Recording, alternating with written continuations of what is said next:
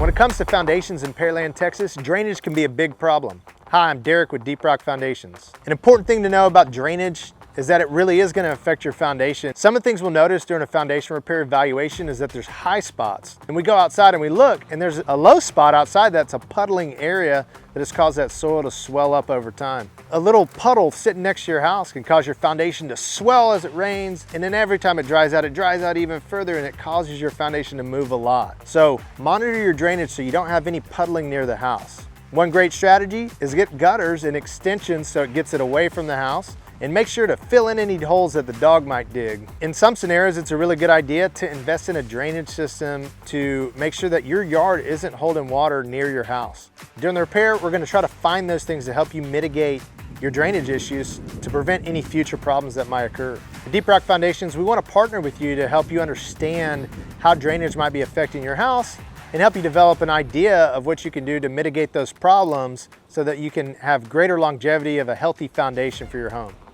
If you're experiencing foundation issues in your Pearland home, we're here, we're local. We've likely worked with many of your neighbors already.